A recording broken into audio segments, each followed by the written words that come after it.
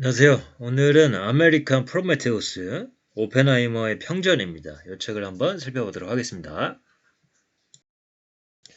이제 8월 15일 날 우리나라에서도 오펜하이머라는 영화가 개봉을 하는데 이 영화의 원작 도서가 아메리칸 프로메테우스입니다.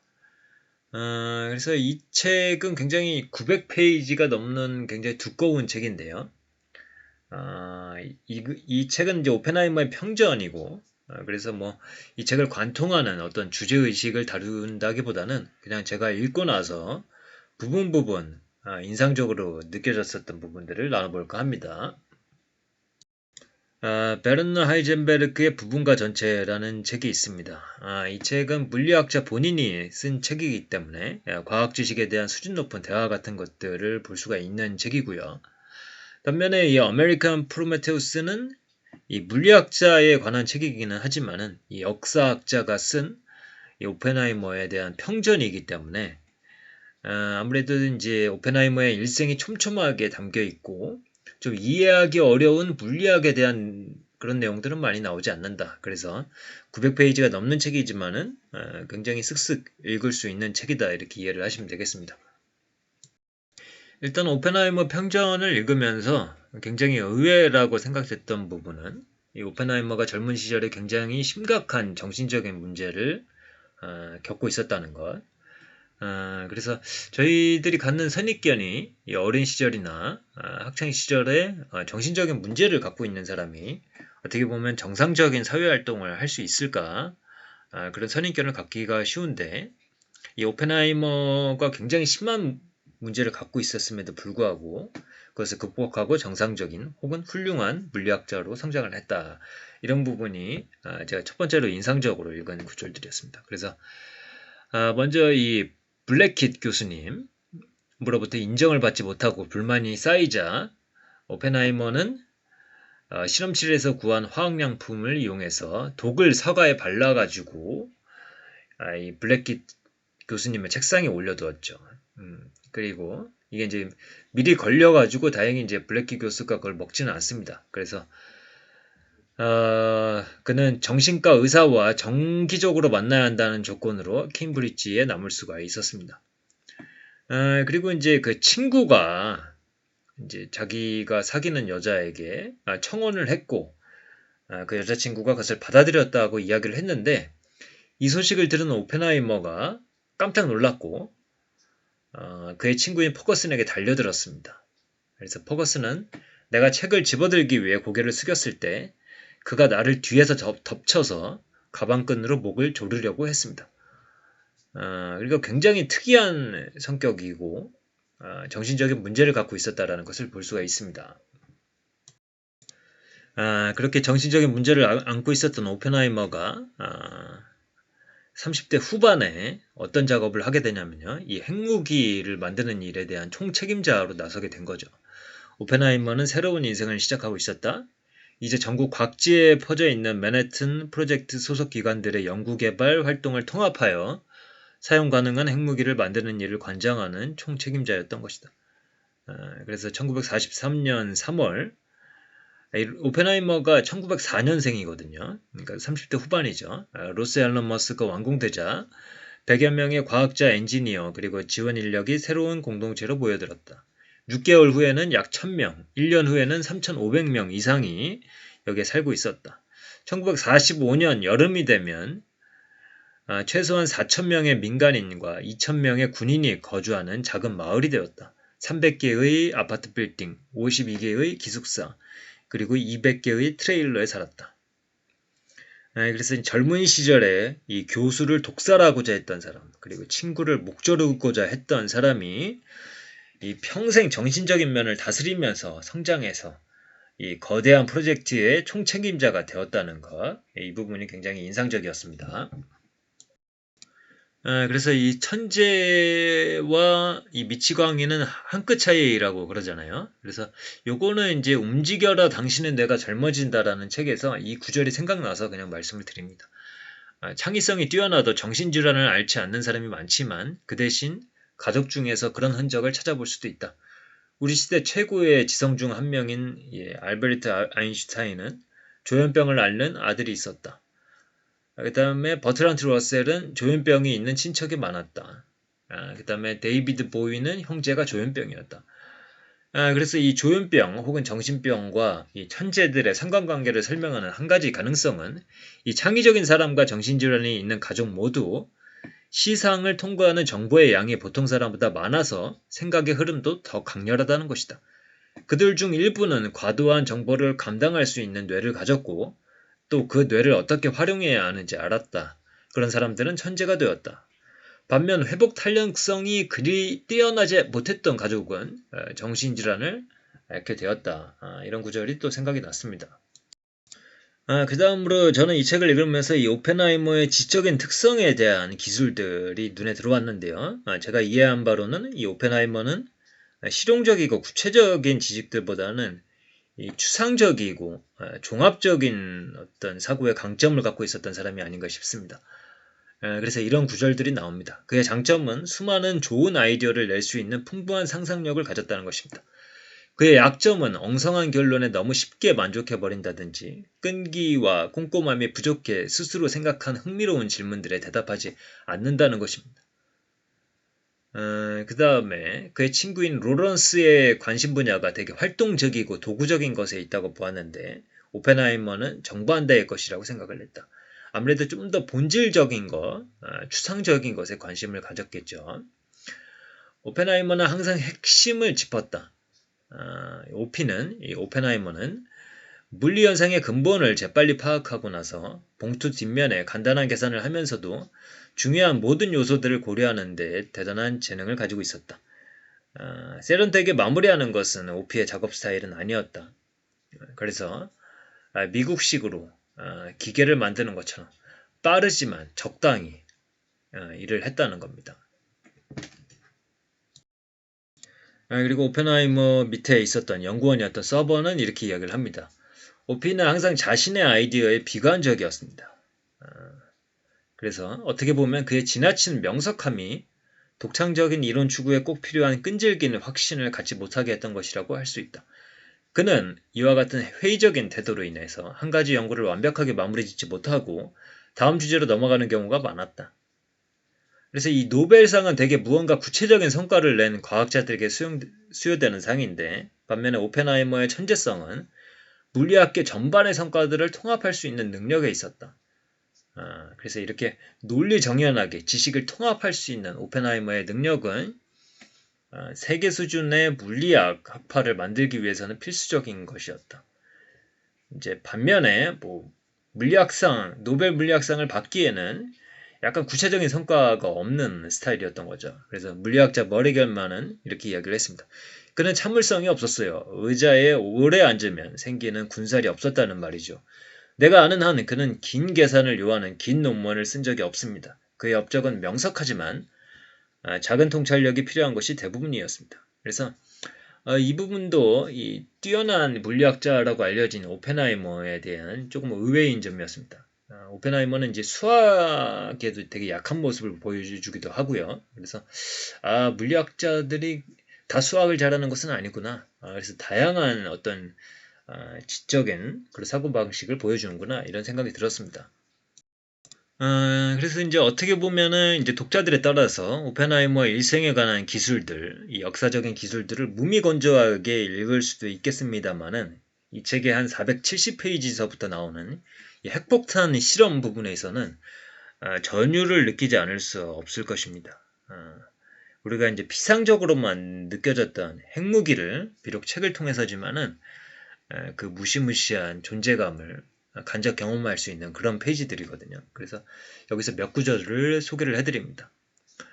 코넌트는 빛이 비교적 빨리 나타나리라고 예상하고 있었다. 하지만 백색 광선이 하늘을 메웠을 때 그는 잠시 뭔가 잘못됐다라고 온 세상이 불길에 휩싸였다라고 생각했다. 그 다음에 서버는 나중에 팔이 아파서 안경을 잠시 내렸을 때 폭탄이 터졌다.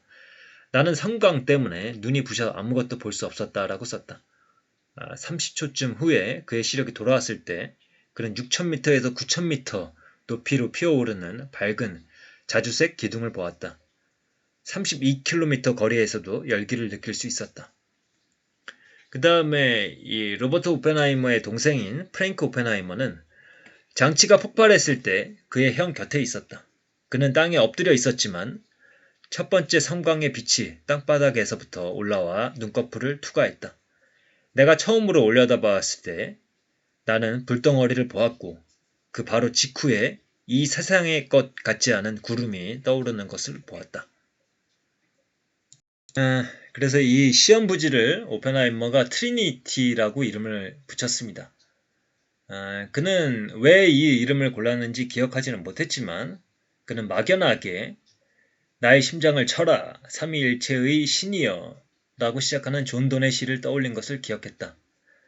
하지만 이는 그가 다시 한번 바가바드 기타로부터 영감을 얻었음을 보여준다. 힌두교 교리의 3위는 창조자 브라마, 보존자 비슈누, 그리고 파괴자 시바였던 것이다.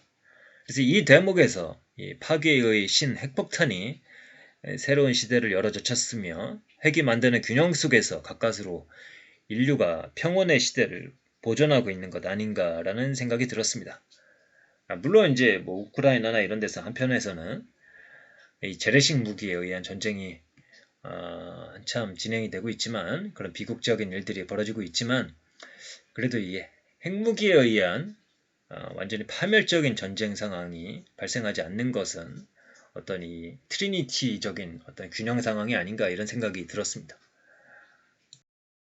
어쨌든 이 오펜하이머와 그의 연구원들이 핵폭탄 실험에 성공을 했고 일본에 두 개의 핵폭탄이 떨어지게 됩니다. 먼저 히로시마에 투하된 리틀보이라는 핵폭탄. 여기서는 이제 추정치에 따라서는 다르지만 9만 명에서 16만 명 정도의 사람들이 사망한 것으로 위키백과에는 이렇게 나와 있습니다. 그리고 이 나가사키에 떨어진 펜맨이라는 핵폭탄은 6만 명에서 8만 명 정도의 사람을 사망시켰다 이렇게 알려져 있습니다. 사실 이 핵무기를 개발할 때만 해도 히틀러가 살아있었고 이 핵무기의 경쟁자는 사실 이 독일의 뛰어난 물리학자들이었죠. 그래서 히틀러와 이 독일이 먼저 핵무기를 개발하기 전에 우리가 먼저 개발해야 된다라는 어떤 그런 명분은 있었던 것 같습니다. 그러나 이들이 핵무기를 개발을 했을 때는 이미 히틀러가 자살한 후였죠. 그리고 나서 이제 일본에 이 두 핵폭탄을 떨어뜨리게 됩니다. 그래서 어쨌든 자신들이 개발한 무기가 어떤 파괴력을 가졌는지 현실 세계에서 목도를 했고요.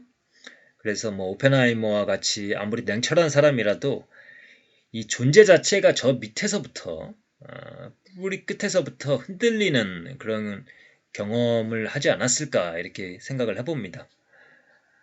그래서 몇 구절을 소개를 해드리자면은 로스 앨러머스 금속학자인 시릴 스미스의 아내 앨리스 킴벌 스미스는 시간이 지나면서 점점 많은 사람들이 감정의 변화를 겪었고 심지어는 전쟁을 끝낸 것이 폭격을 정당화한다고 믿었던 사람들조차도 악이 실제한다는 것을 극히 개인적인 차원에서 느끼게 되었다라고 썼다.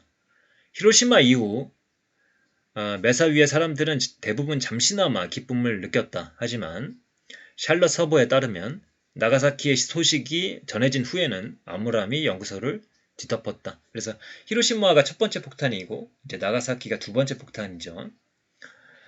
이 오펜하이머의 고뇌는 대단히 깊은 것이었다. 그는 자신이 로스 앨러머스에서 했던 일의 결과에 대해서 개인적인 책임을 느꼈다. 미국인이라면 누구나 또 한 번에 대규모 전쟁이 일어난다면 핵무기가 사용되리라는 것을 알고 있다. 지난 전쟁에서 가장 문명화되고 인도적인 두 나라라고 생각하는 영국과 미국이 사실상 패배한 적국에 대항해 핵무기를 사용한 것을 보면 이것을 잘 알 수 있다.